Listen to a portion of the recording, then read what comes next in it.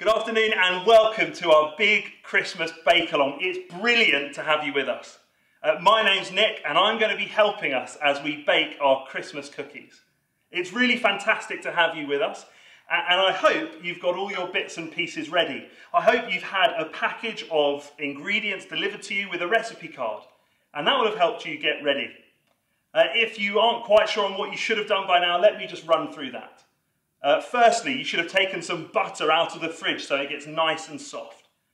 You should have preheated your oven to 180 degrees. Got yourself a bowl and something to mix with, and it will also really help you if you've put some grease-proof paper on a baking tray. That will really come in useful later. I don't know how you've set up.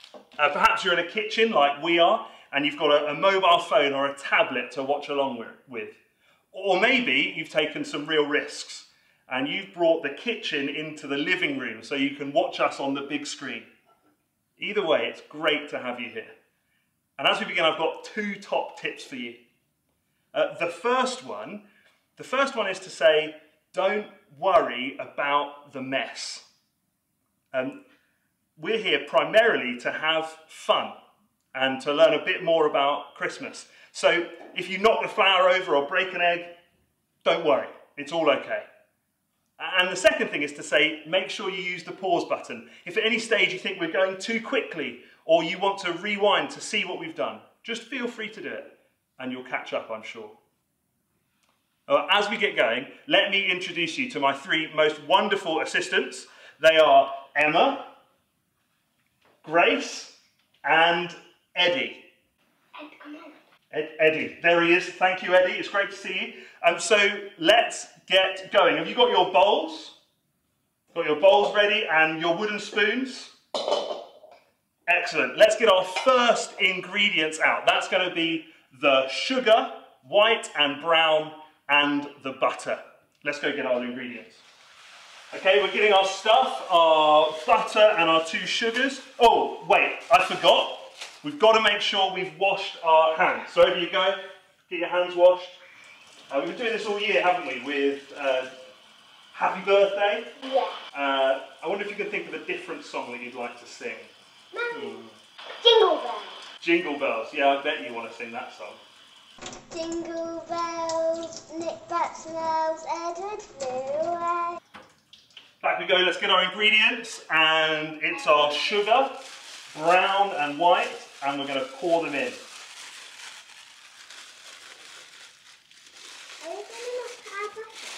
Oh, we're going to put the butter in once the sugar's in. So I've got my brown sugar in.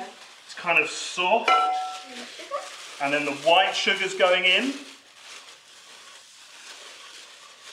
And then it's time for the butter to go in. Sugar's one of my favourite ingredients. Sugar's your favourite ingredient? Yeah. Sugar plus butter definitely makes the best food. Yes. Grace, what do you think is the best thing you've ever cooked? What do you think is the best thing you've ever cooked?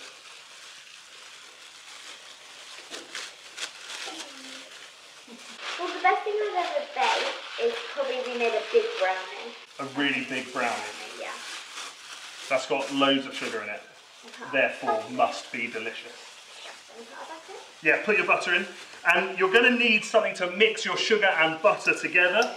And you could just go for a wooden spoon like me and muscle power. That's what Grace is going to be using. Or you could potentially go for an electric mixer. You should be getting, at this stage, your butter and sugar to mix together so that it looks something like this. And then it's time to add the egg. Guys, are you ready to add the egg? It's the riskiest part of our bake. That is your egg, Eddie. You want to be careful. Why is an egg risky? Yeah? Because it can break easily. It can break easily. It can make a mess on the floor. You could break it and get all shell in your bowl. There's all sorts of risks. So, let's get your egg. Are you ready? You got it? Can you show it to the camera? There's your egg. What's your egg breaking technique? So you go for the, there are 4 choices. What's your choice? Cracking it on the bowl. Cracking it on the bowl. That's technique number 1. One of these. Boom. Or you can do technique 2, which is on the counter, just banging it there, or you can do it on your head, but that's not very successful. In fact, that's quite painful. Or you can just ask whoever's in charge to help. Emma, how would you do it? I would go on the edge of the bowl. On the edge of the bowl. Okay, in we go. In we go. Now, if you did get any shell in, the top popped off. The pot topped off. If you did get any shell in, what would you do, Grace? Scoop it out with the shell. Scoop it out with the shell. I've got some shell in mine, so I need to get mine out. And then we're just mixing again. We're mixing again with our spoon or our mixer, and we're going to bind that all together. Oh, it's all sloppy now. It is kind of sloppy, isn't it? Sloppy and kind of messy. Yeah. So round we go again, mixing it in. Now I've not got my hands in them. No, you don't want your hands in there. It would be kind of gross. Eddie, you're a very good hand washer. You're washing your hands left, right and centre. It's very good. Keep safe.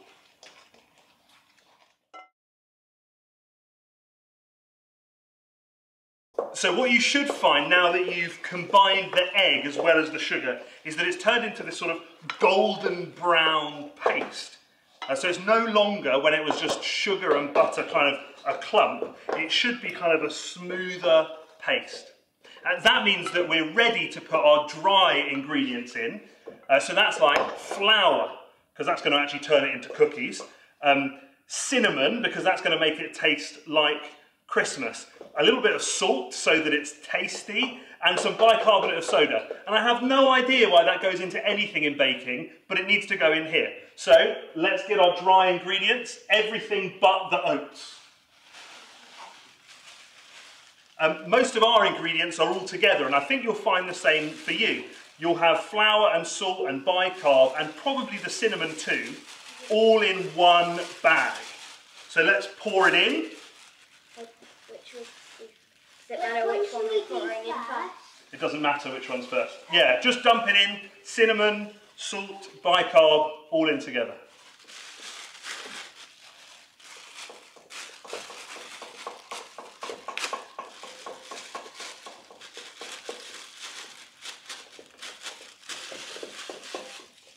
Guys, how's it going for you? Doing well? Going well? Eddie, do you need the electric whisk again, the little secret ingredient? Yeah. Go on. Right, let's do it together. Oh, I've definitely made a mess there. Disaster. Okay, then as we're stirring, Emma, I'd love to ask you, what was Christmas like for you as you were growing up? What are your favourite memories of Christmas? I absolutely loved Christmas. My mum in particular loved Christmas, so made it really special for myself and my brother growing up. So lots of games, lots of Christmas activities, all about decorating the tree, making mince pies. It was just a really exciting time, and we're quite a small family, so it was just a really nice family time. Good fun, good memories. Do you think your mum would have enjoyed this? She would have loved this. Yeah. Yeah, she would have loved this. Yeah, that's great. Yeah. Should we get our oats? We should be ready to put the oats in now. Eddie, Grace, should we get our oats? We're going to pour the oats in.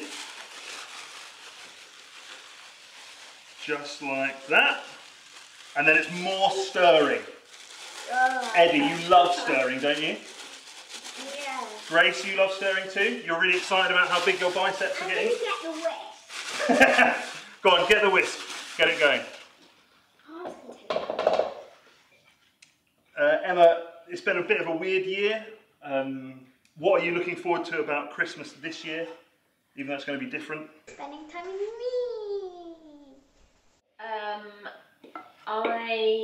We're really fortunate. It has been a strange year, but we're really fortunate that we can meet up with some of our close family. Not everyone, but some of our close family. So that'll be a really lovely time. They'll be able to come here. So we're looking forward to seeing grandparents, and also going, we'll be at church in the morning, and we're looking forward to seeing friends there at a distance. and to be reminded that Jesus was born for us. Yeah. I love church on Christmas Day, and I'm really looking forward to it this year. Like, it'd be sad not to sing, but I'm still really looking forward to seeing everyone. Yeah, it'll be great. Cool. I think we've actually mixed everything in that we need to mix. It should have come together in a bit of a lump, bit of a ball. It should be a good sort of dough. We'll take a look at it now. That's kind of what it should look like. If yours doesn't look like that, it either means you need a little bit more mixing, or perhaps it just means that yours is much better than mine. That is definitely possible. If, however, it looks like this, then it probably means you need to go back to the beginning and start mixing all over again. Otherwise, it's about time to get ready to put this into the oven.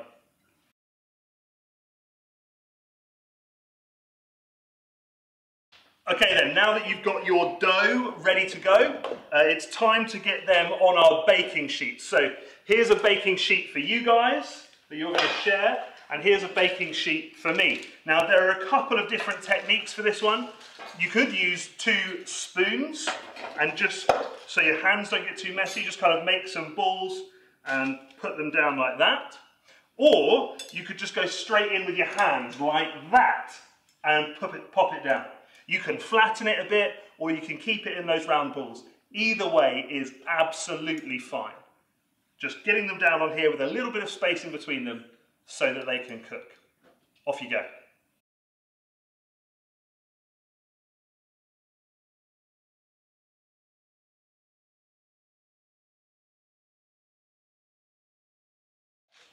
Okay, now some of you will be at home and you won't have just done one set. You'll be like us. You'll have about 3 different sets of cookies to make. And so there are a few options of what you can do. Number 1, you can eat them all yourself and become really large with a capital D, like me.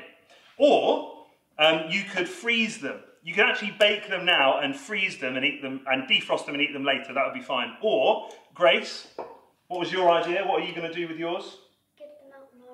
Give them out on your road. That sounds like an excellent thing to do this Christmas. Just make sure everything's all clean and kind of COVID secure. That could go wrong. Go!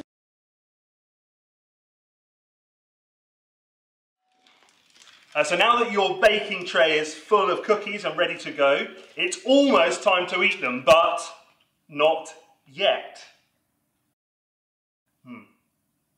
It's time to put them in the oven. Remember, it's 180 degrees, and if you want them kind of crispy and hard, then that will be 12 minutes, 10 minutes to have them somewhere in the middle, and 8 minutes if you want them very squidgy in the middle. That's what we're going for.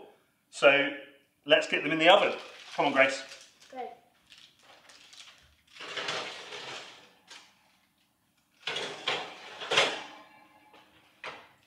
Now that 8 minutes gives us just enough time to explain to you what Christmas is all about before we come back and decorate them with our chocolate. Great. 8 minutes should give us enough time to discuss what Christmas is all about. Now, we all love Christmas, don't we? Because it's a chance for us to get together with family and eat loads of food, to give presents and receive them. But I bet you'd agree that that's not really what Christmas is about. Let me tell you what I think Christmas is all about and why.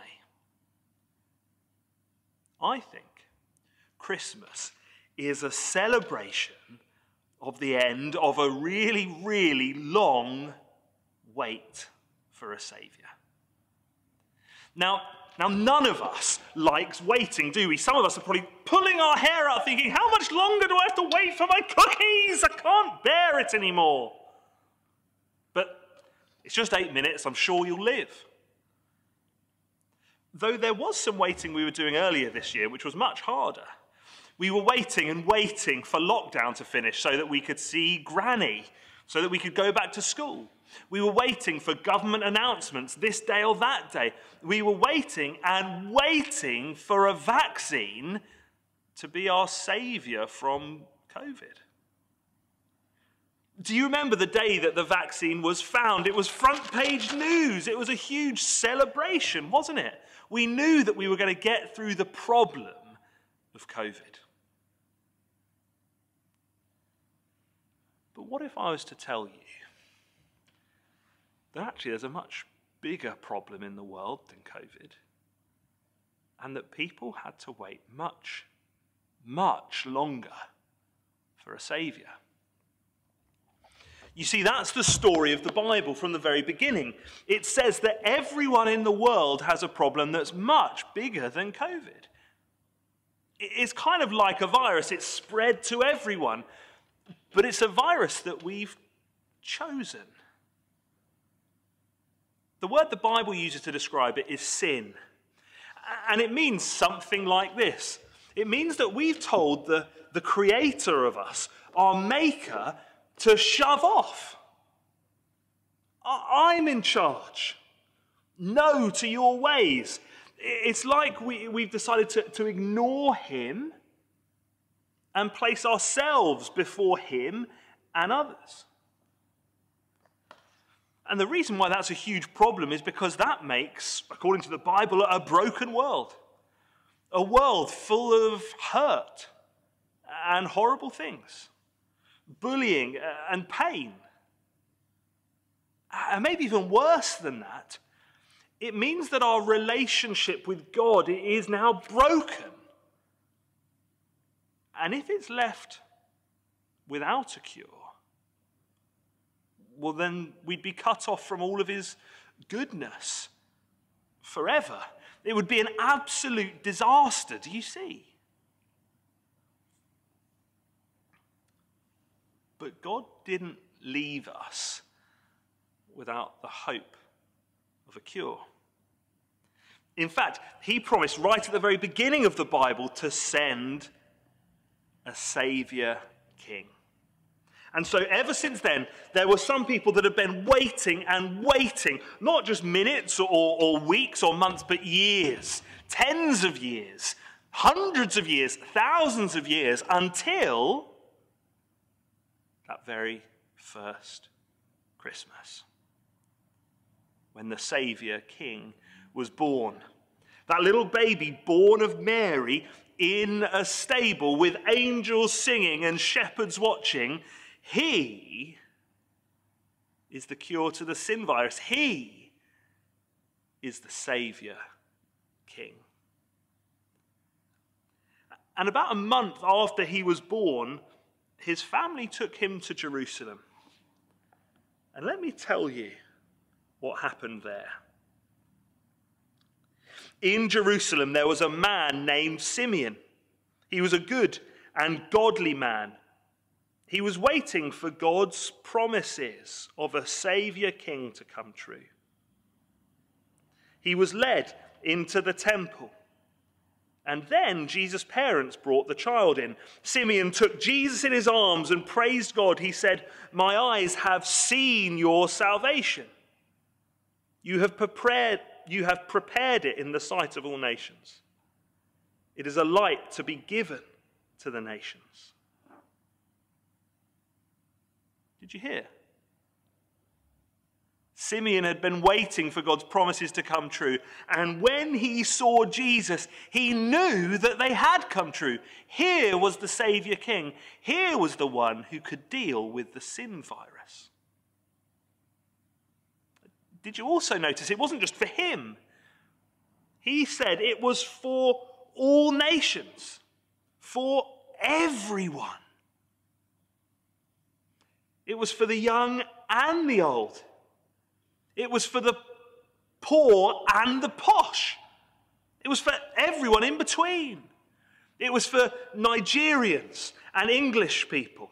It was for Italians and Arabs. It was for everyone. Here was God's Saviour King. Here was his cure for the sin virus. Just like doctors come to heal the sick, so Jesus came to heal sinners. He's the Saviour King who's come to fix our sin virus of a broken relationship with God. Do you see, that's what Christmas is about. That's why I think it's a celebration about the end of a really, really long wait for a Saviour. And so what do we have to do about it? Well, with the virus and the vaccine, I guess we'll get an appointment. We'll have to go and take it. We'll go to the doctor's surgery. They'll give us a jab. But with Jesus, it's so much easier. We don't have to wait for an appointment. The waiting is over. He has come. The appointment, as it were, is today. All we need to do is talk to him. He can hear. And say, "You're my Saviour, King." There's no jab, at least not for us. All we need to do is come to him and say, "You're my Saviour, King." That's what Christmas is about. That's why it's a celebration about the end of a really long wait for a Saviour.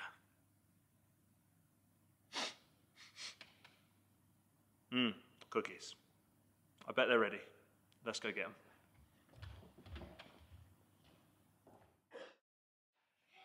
Right, the time has elapsed. We've finished waiting. The cookies are done. So let's get over to the oven to whip them out.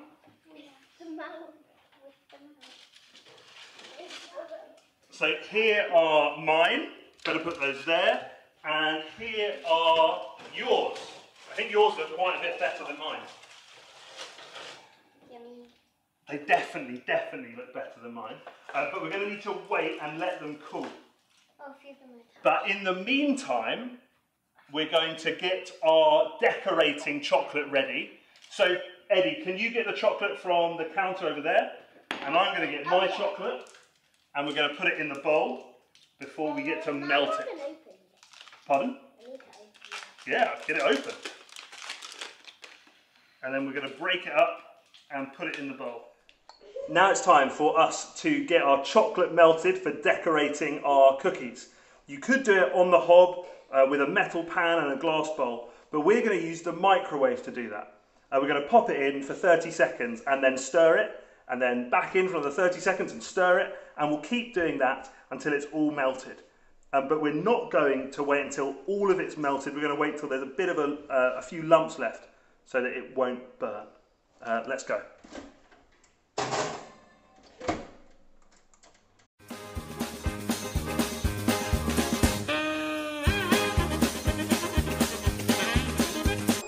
Okay, get it out. Give it a stir. It's hardly melted at all, but I can feel it at work.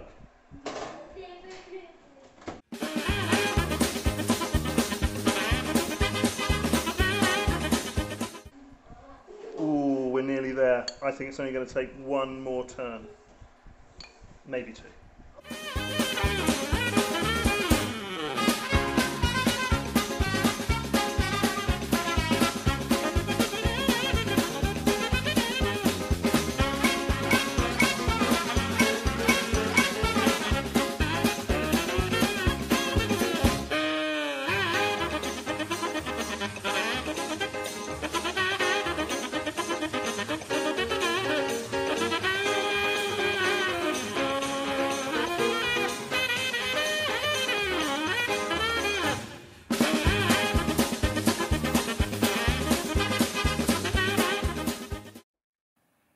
Now our cookies have cooled down and our chocolate is melted, it's time to start decorating them with the chocolate.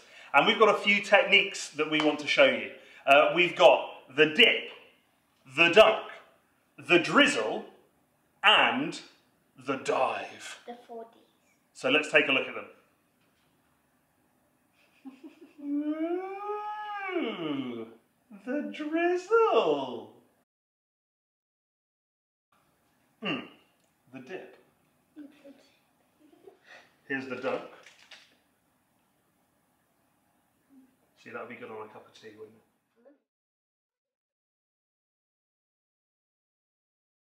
Yeah, there's the dive. Great work. Don't break the cookie. I won't get it out. Over there. Oh my god. Oh god, can I lick it? I'm Yes. loving that one. Fantastic. Okay guys, we've had a lot of fun baking along with you. I hope that you've had fun baking along with us. We would love to see you anytime at Christchurch, but particularly on Christmas Day. Do sign along, go to the website to sign up for either one of those services. It will be great to celebrate Jesus, the Saviour, being born. See you soon. Bye-bye. Bye from all of us.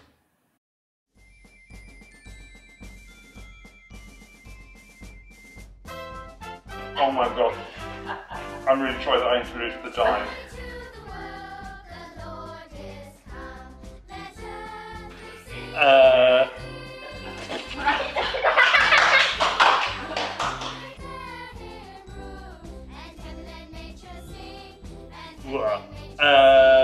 Otherwise, that was the thing.